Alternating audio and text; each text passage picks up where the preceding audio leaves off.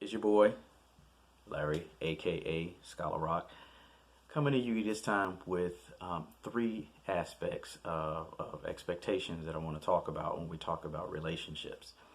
This time I'm not in a car, I'm not driving. As you see, I'm in my makeshift studio here, trying to get together my backdrop. So as we're coming together, as I told you, we're always going to be exploring and doing things and getting things better. Sometimes I'm going to be coming from outside, and sometimes I'm going to be exploring different places. But as of right now, we're building. And I always want to start it off now to let you know that I am here to help you to build better relationships through, I'm just saying, I know the expectation is for me to just be making fun of everything and making fun of everybody, but that's not my intent. My intent is to make sure that we're building stronger relationships, whether it be through dispelling some of these myths that we have and some of these false things that we hear and all this stuff, and by building using the truth like I talk about. We want to know the terms, we want to use the terminology to make sure we're using it properly when we're exploring relationships and the things that actually cause problems within relationships. So one of those things that I want to really focus on today is the idea of low expectations, false expectations, and also high expectations. Now, when we talk about high expectations, most people would assume that's someone pressuring someone to do something that they're not able to do. But in reality, high expectations is what we're all supposed to have for one another. We should expect things like, even though there is no tradition, we should still expect that a majority of men will do things that are considered chivalrous. To some degree, even though I don't practice it as much as I would like to, and because I understand the history behind it, which is the simple things like opening the door, the car door. Now, I may open the house door, or I may open the grocery store door, or I may open doors outside of the car. But because of the nature of how cars work today, it is less likely that I would be doing that. That doesn't mean that I'm less chivalrous than anybody else. I'm more willing to put my wife on the inside when we're walking down the street, because if a car splashes, if it's raining, I would rather take the hit. I'm more of a person who I make sure my family eats first before I eat. I know a lot of people do it the opposite way, but to me, that's making sure my family is taken care of first before I am. So there are some things that I believe are chivalrous and things that we should always be practicing. I'm always making sure that my family has their needs met before mine are, because the reality is I am going and I'm doing all the work that I'm doing and meeting these societal expectations so that I can make sure my family is taken care of. That's the reason why I do that. So there's a high expectation. High expectations are, we expect the other person to act in a certain way, to be a certain way. And those are things that sometimes are traditional, sometimes are cultural. I understand that we can break some of those cultural and societal molds, but we have to be careful about high expectations. I expect my son to do well at school. I expect him to give 100%. I expect my wife to treat me as a man. I expect myself to treat her as a woman. Those are expectations, high expectations. On the other side, there's false expectations. False expectations are things that are not necessarily going to benefit the relationship in a two-sided way, benefit both people. False expectations are things like, well, I expected my husband to give me 10 children, or I expected my wife to know that I didn't want to have any children, or I expect my son to be a perfect student, or I expect my husband to do everything that I tell him to do, or I expect my wife to be my slave. Those are false expectations, because those things are built on a premise that something has to be that really doesn't have to be. So now you got those two. You got the high expectations, which are necessary, and then you have those false expectations, which are those things that are based on my perception as opposed to the other person's perception, and I'm expecting them to do something that they may not be aware of, that may not be necessary, or that is just my expectations, not the foundation or objective expectation. Remember, I told you about those words, subjective and objective.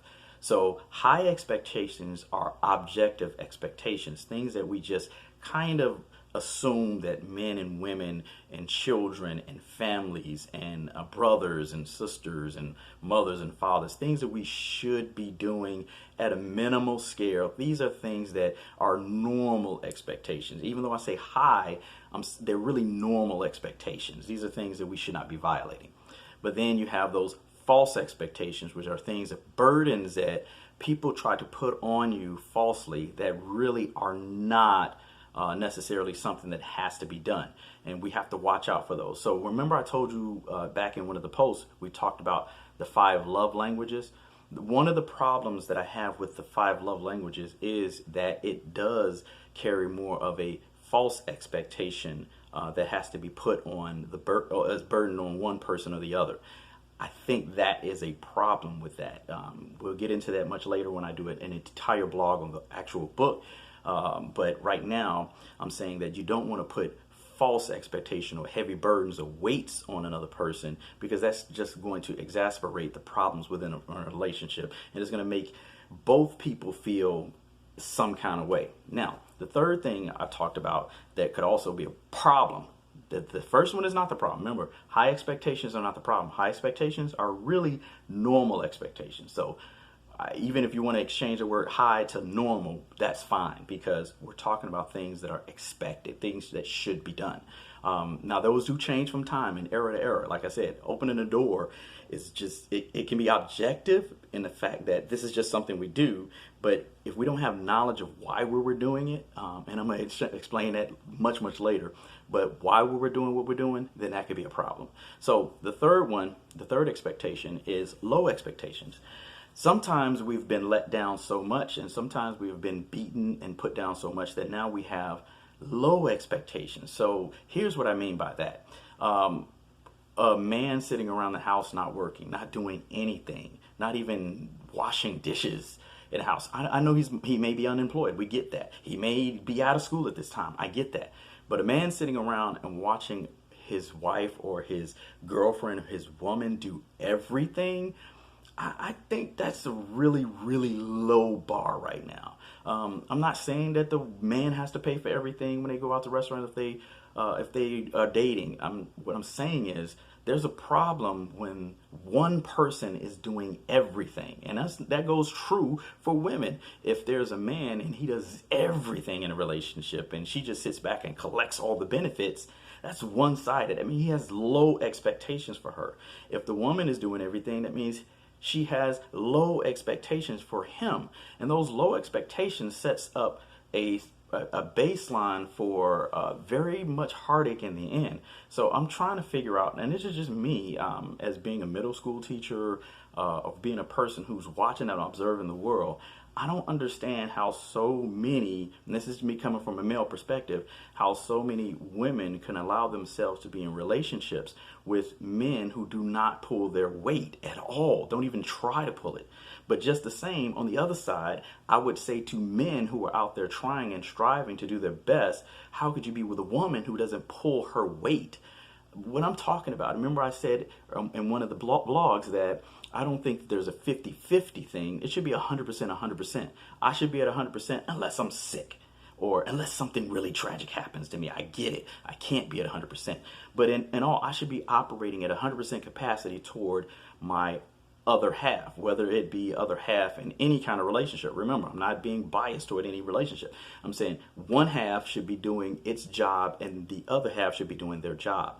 Nobody should be pulling anybody. We should all be going together, joined at the hip. We should be in our pursuit of doing better. That's how this should be, okay? So, again, watch out for those high expectations, which are objective. These are things that we agree on that we should be doing.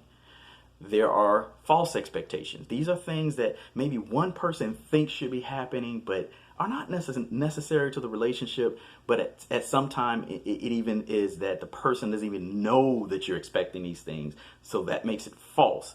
But also, if it's something that's just unrealistic at all, I expect my husband or my wife to give me something that they really can't give me. That's a false expectation, whether it's in a relationship. I'm going to tell you, and I'm going to throw this in there. This might sound like a divergence, but it's not.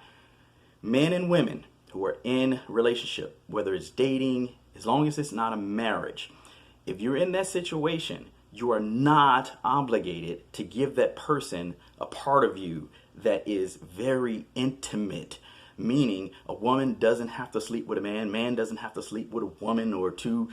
If we're talking about homosexual relationships, they don't have to sexually congregate in their dating relationship. That is not true. You don't have to shack up or live with each other in order to prove that you're ready. If you do that, that's you. But that's not an expectation. That can't be an expectation.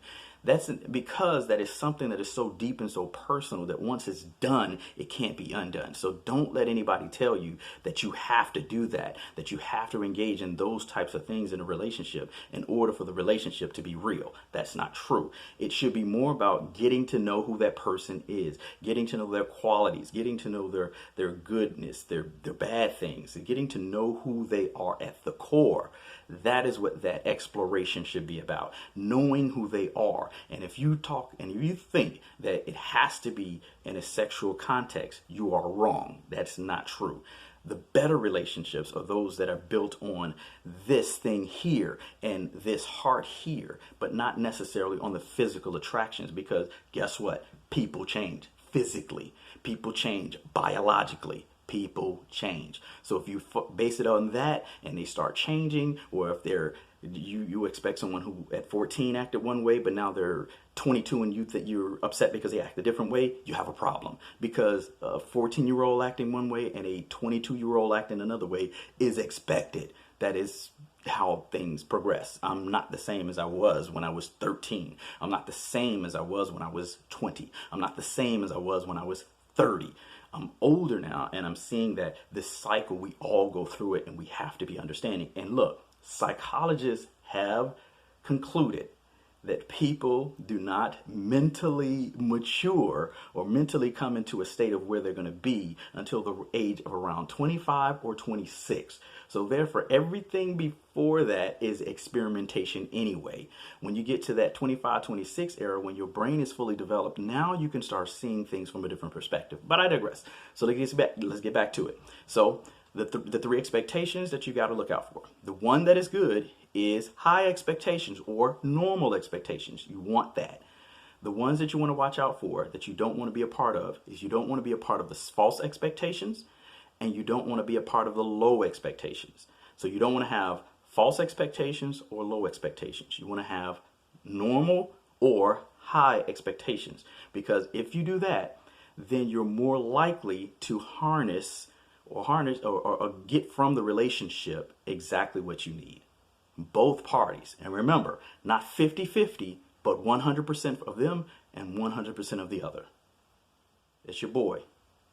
Don't forget to like or subscribe to this channel, because I got a lot more coming about relationships. I just want to make your relationships better. Whether it's political, whether it's marital, whether it's family, doesn't matter. Relationships at their core have the very same requirements. Out.